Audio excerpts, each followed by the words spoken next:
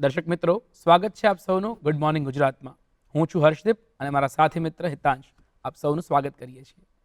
હાલમાં જ આપે જે રણજણાટ સાંભળ્યો એ માત્ર કોઈ ઇન્સ્ટ્રુમેન્ટના સા અને પ તાર નહોતા. એ તમારા ને મારા નાડ હતા, ઈંગળા ને પીંગળા, જે જાગૃત કરે છે સુષમણાને અને ધ્યાન લાગે છે. આપણા ઇતિહાસમાં અનેક સંતોએ જેને હાથમાં ધારણ કર્યું છે, એ રામસાગર, એ પછી વાત મીરાબાઈની હોય, નરસિંહ મહેતાની હોય, કાનદાસ બાપુની હોય, હેમંત ચૌહાણની હોય, કે સ્ટુડિયોમાં આપણી સાથે ઉપસ્થિત છે એ મીત દવેની હોય. થેન્ક યુ ભાઈ, થેન્ક યુ. મિતભાઈ, સ્વાગત છે આપનું અમારા કાર્યક્રમ ગુડ મોર્નિંગ ગુજરાતમાં. થેન્ક યુ બાપ, ખૂબ આભાર.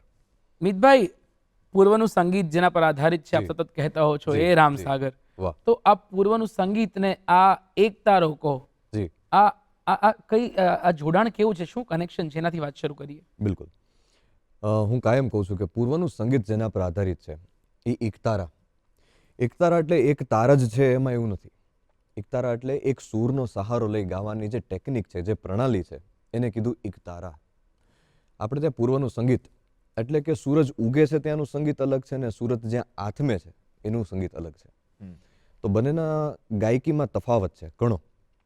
આપણે ત્યાં રાગ રાગિણી, રાગનું બંધારણ છે કે જ્યાં એક સૂરની પાછળ 6 સૂર લાગે છે.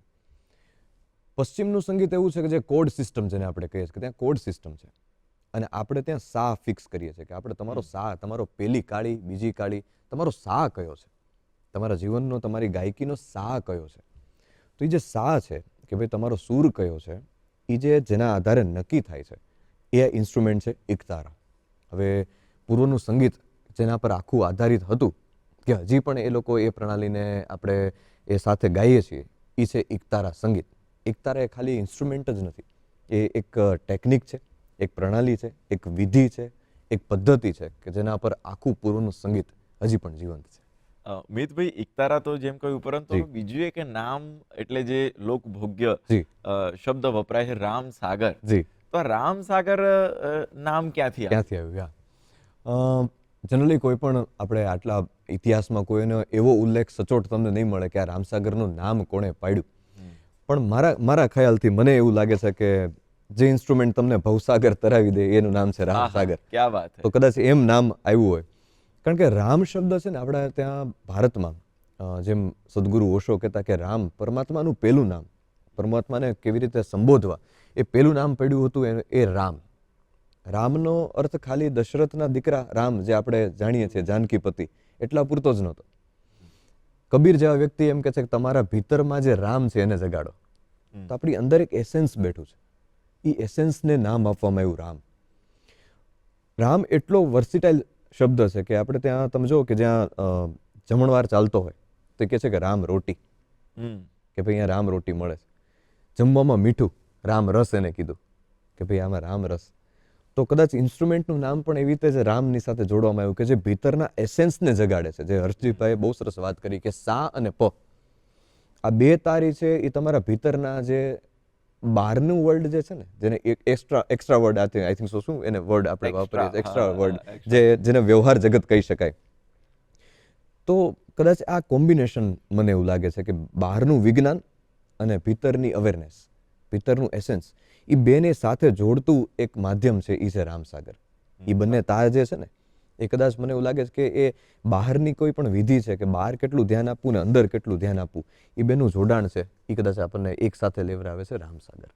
મિતભાઈ, આમ તો તમે જે રીતનો જી. લુક છે, જી. આટલા લાંબા વાળ છે, જી. તમે ડ્રમ વગાડતા વધારે સારા લાગો, અથવા તો તમે ગિટાર લઈને જો ફરતા હોય તો વધારે cool ને ફંકી લુક લાગે. એક્ઝેક્ટલી. આ તમને રામસાગર હાથમાં કોણ પકડાવી ગયું? વાહ.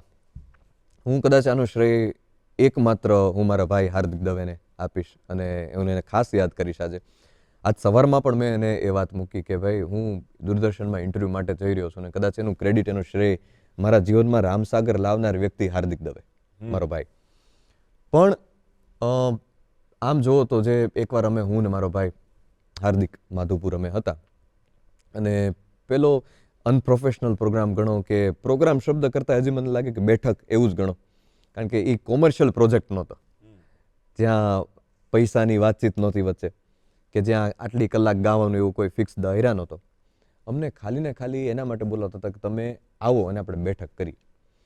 અને પહેલી વાર અમને એક સૂફી દરગાહ ઉપર ગાવા માટે અમને બોલાવ્યા કે ભાઈ તમે ત્યાં આવો અને આપણે ત્યાં સાથે ગયા. અને એ દરગાહ એટલી વિશેષ હતી કે ત્યાં હિન્દુ અને મુસલમાન બંનેની સંસ્કૃતિ એક સાથે બેસીને ભજન સાંભળે.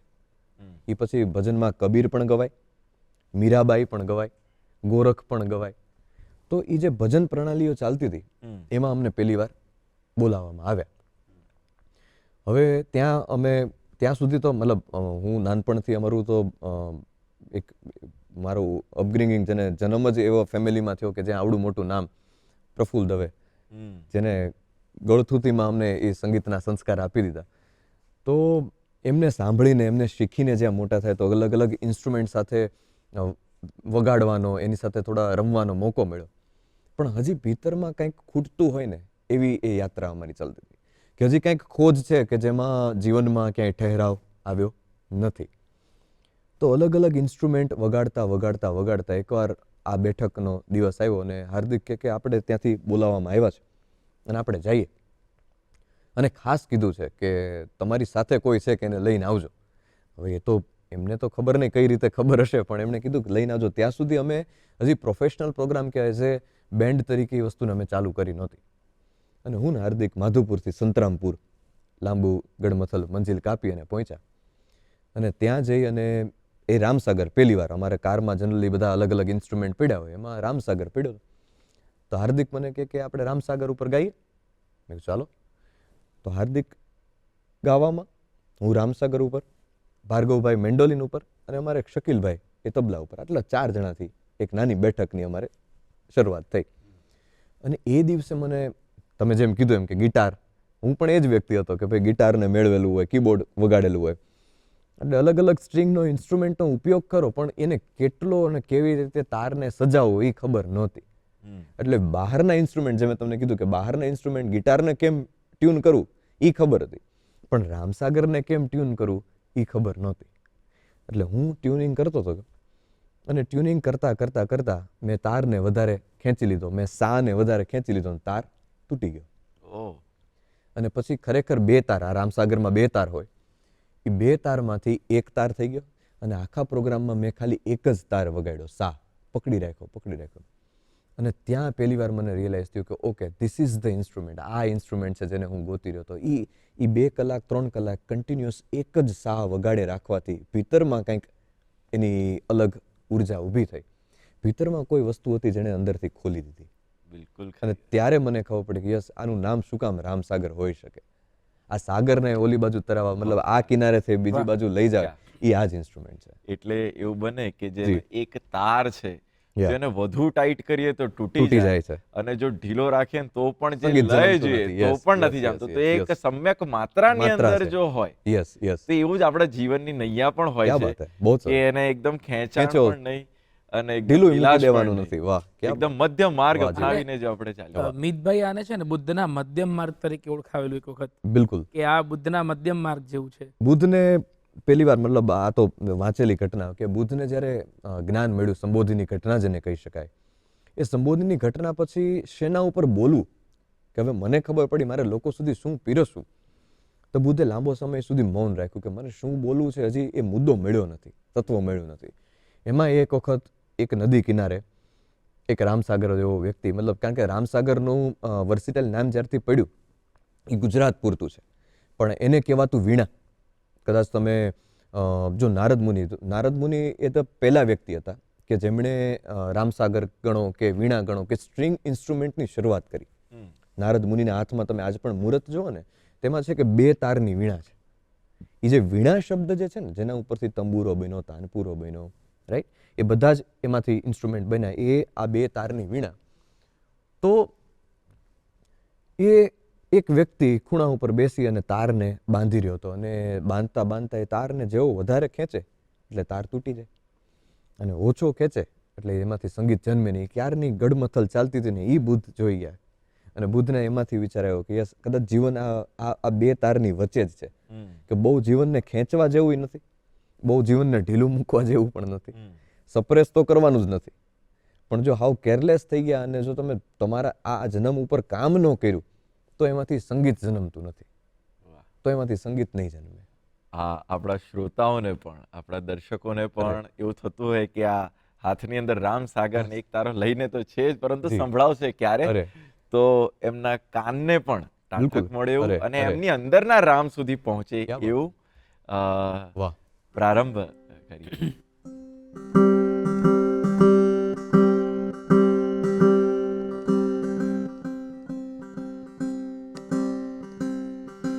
આપણે ત્યાં પ્રણાલીમાં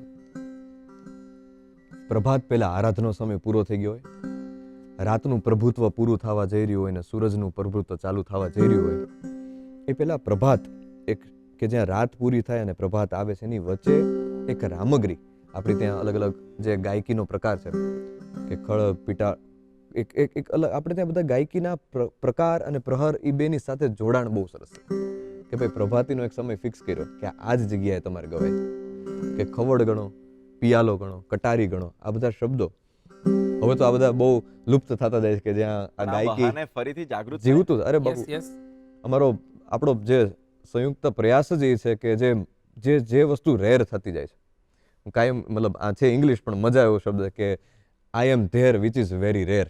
ક્યાં વાત તો છે, એ વાહ. જ્યાં રેર છે ને ત્યાં જ આપણે બધા પહોંચવાનો, ભીડના હા, વિષયમાં હા, નથી. ક્યાં વાત હે. તો એ જે રામગરી છે બહુ સરસ, એક તમને રામગરી સંભળાવું.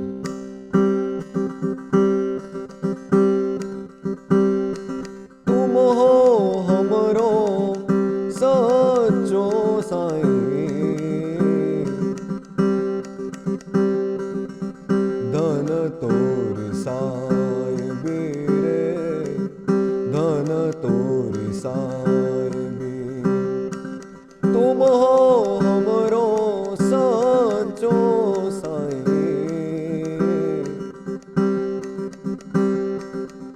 धन तोरी साईबी रे, धन तोरी साईबी, धन तोरी साईबी रे, धन तोरी साईबी. धरती को गाली चौकिनो और रावटी आसमान की,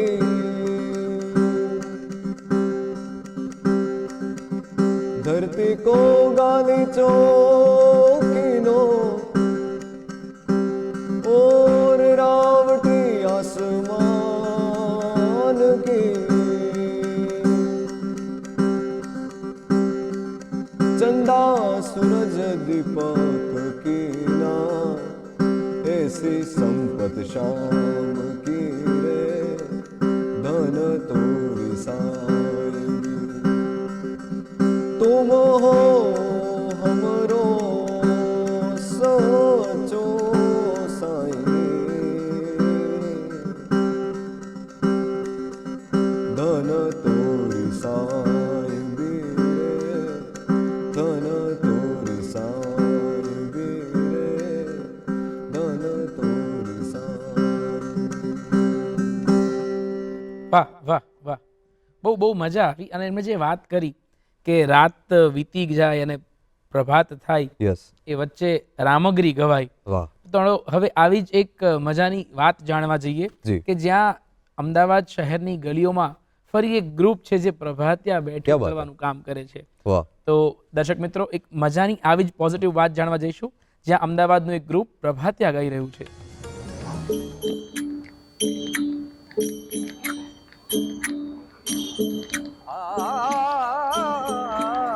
અટારીએથી ચાંદો ઉતર્યો, એ ચાંદની લાગી મનાવા રે, પરોઢ થયું ને પાંગર્યું મન, પરોઢ થયું ને પાંગર્યું મન, એ વનવાસણની લાગી રે, પરોઢ થયું ને પાંગર્યું મન.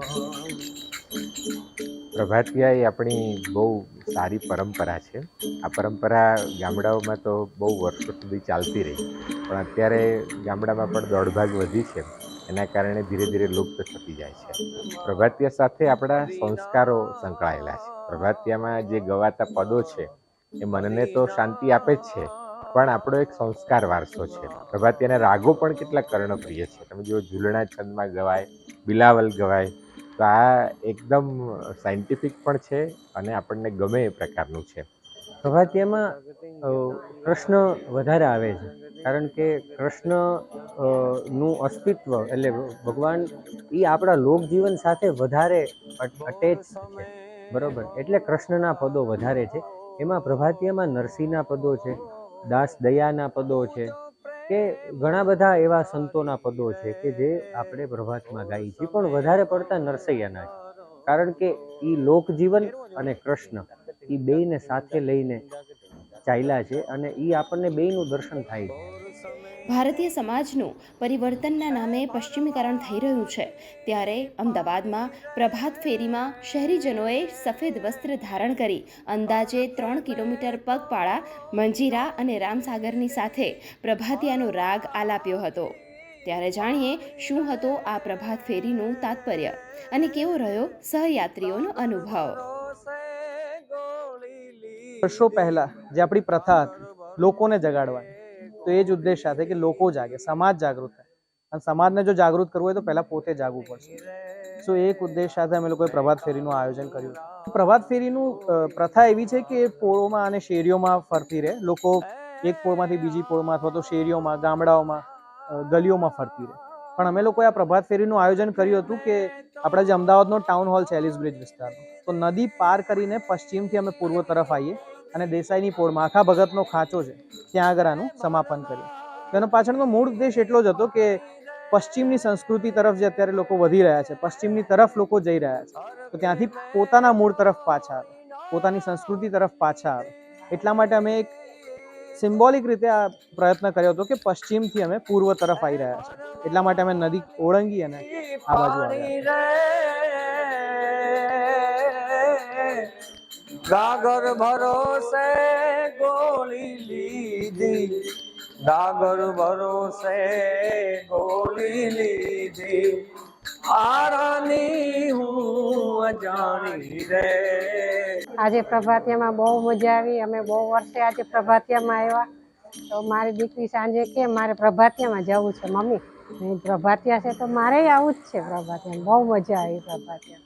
અને અમારે અત્યારે ગામડામાં તો રોજ પ્રભાત ફેરી નીકળતી જ હોય છે. કે બહાર રોડ ઉપરથી જ્યારે શરૂઆત કરી હતી ત્યારે સિટીના ઘોંઘાટમાં અને એમાં પ્રભાતિયાનો અવાજ દબાઈ ગયો, પણ જેવા આપણે પોળની અંદર એન્ટર થયા એટલે તરત જ એવું થયું કે અવાજ છે એ ગુંજવા માંડ્યો. અચાનક આપણા વાજિંત્રો છે એનો અવાજ વધી ગયો અને પ્રભાતિયાની ઇફેક્ટ છે એ એકદમ એન્હાન્સ થઈ ગઈ હોય એવું લાગ્યું.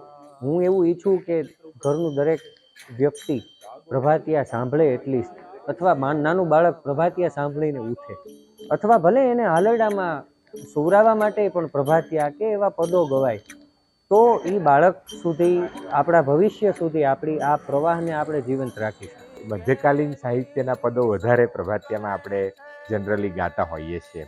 એ છેક નરસિંહ મહેતાથી શરૂ કરીને એ બ્રહ્માનંદ હોય કે પ્રેમાનંદ હોય, બધાના પદો, એ પ્રાત થયું મનમોહન પ્યારા કે અખિલ બ્રહ્માંડમાં એક શ્રી હરિ કે જાગને જાદવા કે જળકમળ છાંડી જાને વાળા, એ બધા જ પદો પ્રભાતિયામાં ગવાતા પદો હતા.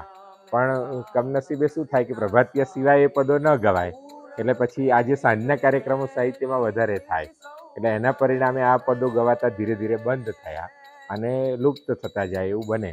પણ આવા પ્રયાસોથી આ સાહિત્ય વારસો છે એ પણ જીવંત રહે અને આ પદ જે છે એ ગવાતા રહે, ઝીલાતા રહે, તો લોકજીવનની અંદર પણ ધબકતા. તો પ્રભાતિયાની આ વાત જાણી આપણે કેવું લાગ્યું? તો આવી જ વાતો આપણે આગળ પણ કરીશું. અત્યારે સમય થયો છે એક વિરામનો. વિરામ બાદ ફરી મળીશું.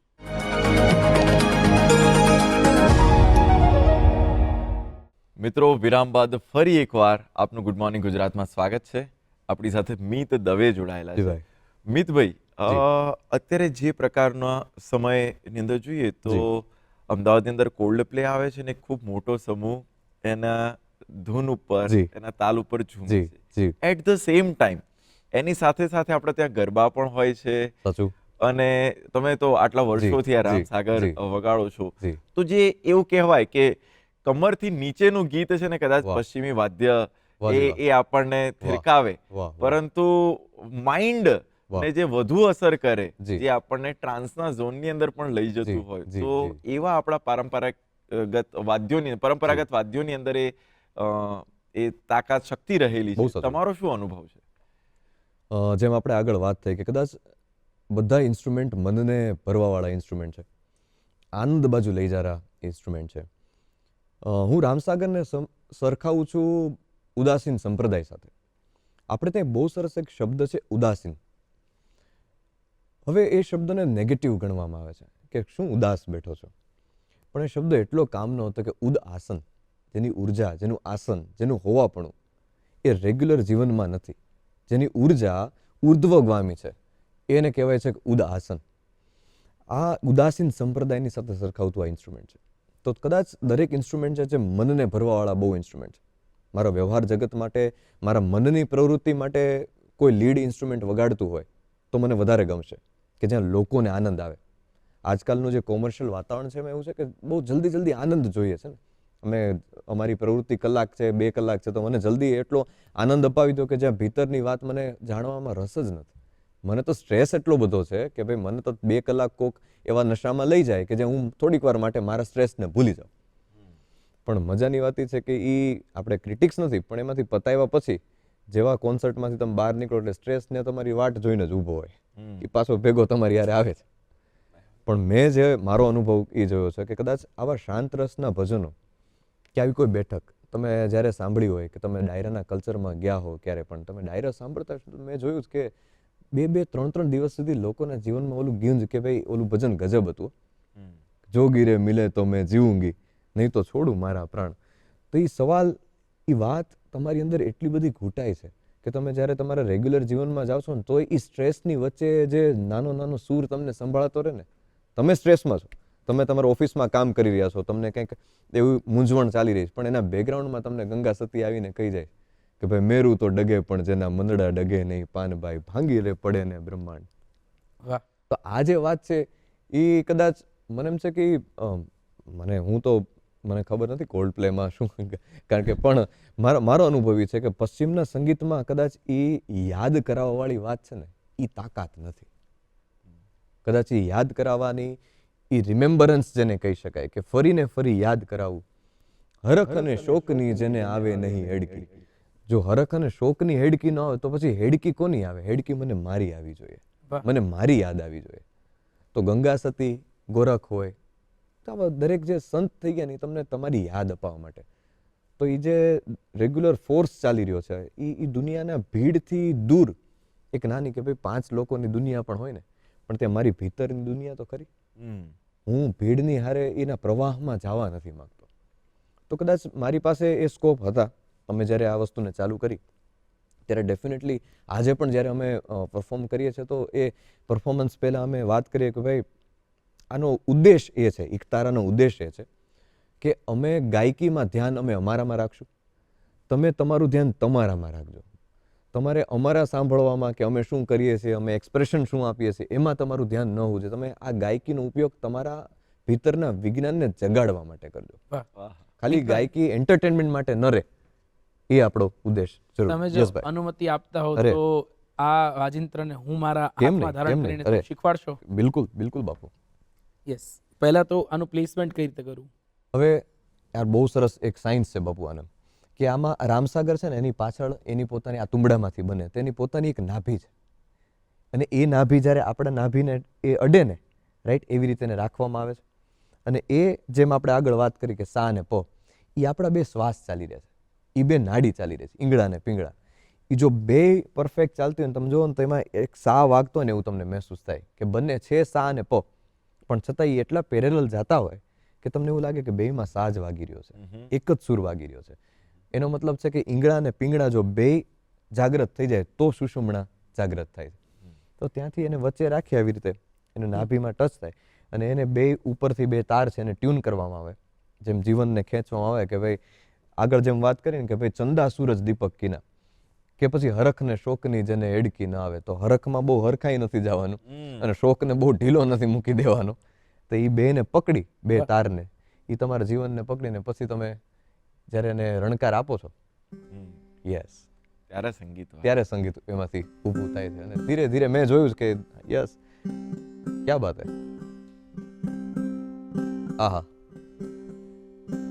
કદાચ તમે જો આમાં બહુ કઈ નથી, આમાં લીડ વાગી રહ્યું નથી, આમાં કોઈ એવી ટ્યુન વાગી રહી. હર્ષદીપભાઈ, તમે તો ગાવામાં પણ તમારો એકવાર કંઠને ના, ના. આવી શકો. અરે. પણ અહીંયા કાન હું મૂકું છું તો મને કંઈક અલગ જ અનુભૂતિ થાય છે. એનું સાયન્સ જ એ છે બાપુ કે જ્યારે તમે એને બહારથી રણકાર સાંભળો છો તે તમને અલગ સંભળાશે, પણ જ્યારે એનું સાયન્સ છે ને, એટલે એને ખોળામાં રાખી અને એનો એક કાન જે છે એ તમારા કાનમાં એ સાંભળવામાં આવે, જ્યારે એનો રણકાર છે એ અંદરથી તમારા કાન સુધી પહોંચે છે ને, તો ધીરે ધીરે ધીરે તમારી અંદરની જે ટ્યુનિંગ છે ને લાઈફનું એ થતું જાય છે. તમે કાનથી જ્યારે સાંભળો છો ને તેનો રણકાર અલગ છે, બહારથી વાઇબ્રેશન આવે એ અલગ છે.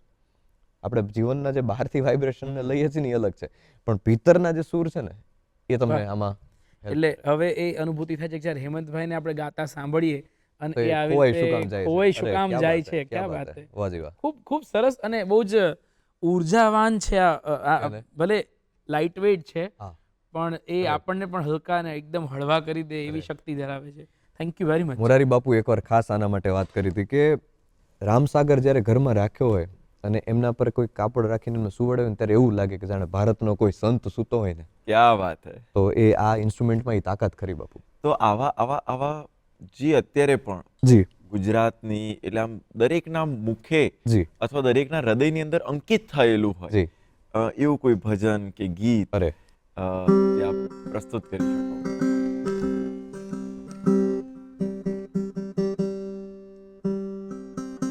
જોયું આપણે આટલી વાત કરીને એમાં સેજ એનું ટ્યુનિંગ હેલું.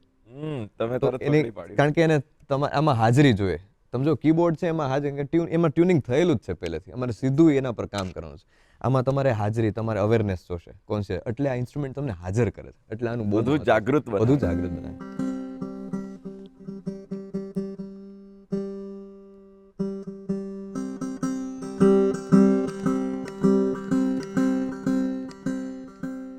જ્યારે સંસાર જગતની બધી જવાબદારી પૂરી થઈ ગઈ હોય, રાત જામી ગઈ હોય, જળ જંપી ગયા હોય, 18 વાયુ જ્યારે શાંત થઈ ગયા હોય અને ક્યાંય લાઇટ ઇલેક્ટ્રિસિટી ન બાકી હોય અને ચાંદા અને સૂરજનો થોડો પ્રકાશ જ્યાં પૂરો થવાની તૈયારી થઈ ગઈ, એવો આરાધનો સમય જ્યારે ચાલુ થઈ જાય, તે તારાના સહારે કોક ખેતરમાં આવું રામસાગર લઈ અને ક્યાંક ગંગા સતી ને પાનબાઈ બેઠા હશે કે જ્યાં જીવનની નાની નાની ગૂંથણું એમણે ગંગા સતીએ પાનબાઈને સમજાવી હશે.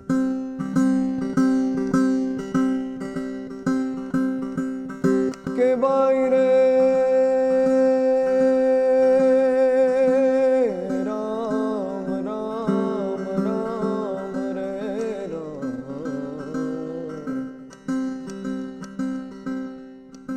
કે વીજળીને ચમકારે મોતીડા પરો પાનબાઈ, કે અચાનક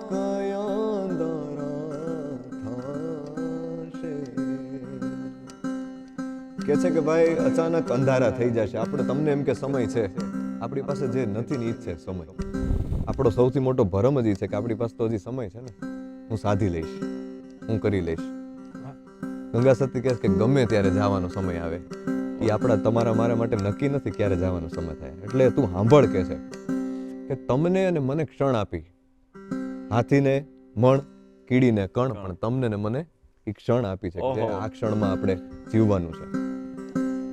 તો એ વીજળીના ચમકારા પૂરતો જ સમય તમને મળશે, એમાં મોતી પોરી લેવાનું છે. એ જેમ થોડીક લાઇટ થઈ, થોડો પ્રકાશ થયો, એમ થોડી અવેરનેસ જ્યાં આવશે ને ત્યાં મોતી પોરી લેવાનું કે વીજળીને ચમકારે મોતીડા પરો પાનબાઈ, અચાનક અંધારા થશે, જોત રે જોતામાં દિવસો વયા રે જશે રે પાનબાઈ, 21,605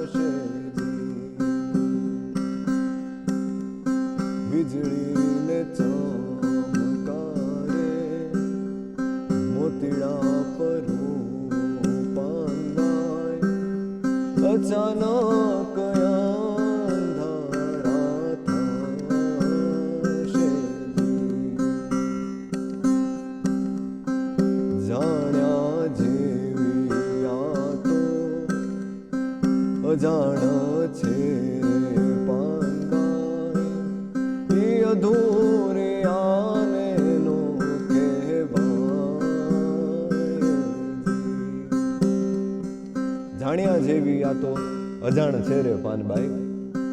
ઈ અધૂરિયાને ન કહેવાય. જે લોકો અધૂરિયા છે, જે લોકો ભીડમાં જવા માંગે છે, જેને મનની પ્રવૃત્તિમાં જવું છે, જેને કોન્સર્ટમાં જવું છે, એને આ ન કહેવાય. આ તો ચંદ વિરલાઓ છે જેની વાતે આ પાંચ મૂકી કે ઈ તો ખેતરમાં બેઠા હોય, ઈ તો કોક આવા સ્ટુડિયોમાં બેઠા હોય.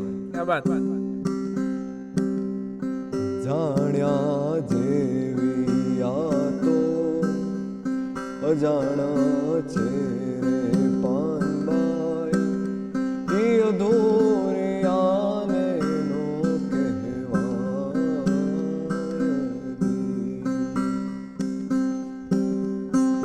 ગુપત રસનો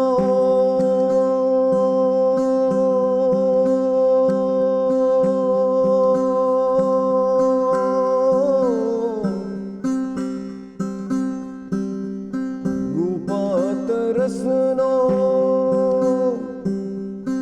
ખેલ છે અટપટો પાનબાઈ. આટી રે મેલો તો ઘણું સમજાય. ભીતરમાં જે ગાંઠું પડી ગઈ છે ને એકાબીજા વિશે, ઈ મૂકો તો સમજાય. બિલીફ મૂકો ને તો સમજાય. ઈ આજે નહીં, ગંગા સતી કેટલા સમય પહેલા ઈ વાત કહી દીધી કે બિલીફ મૂકવી પડશે, પોતાની હોય કે બીજાની. આટી રે મેલો તો ઘણું સમજાય.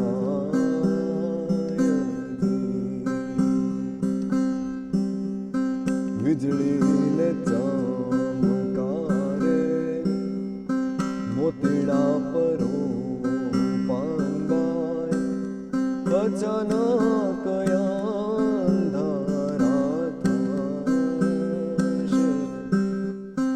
અચાનક અંધારા થશે. અચાનક અંધારા થશે.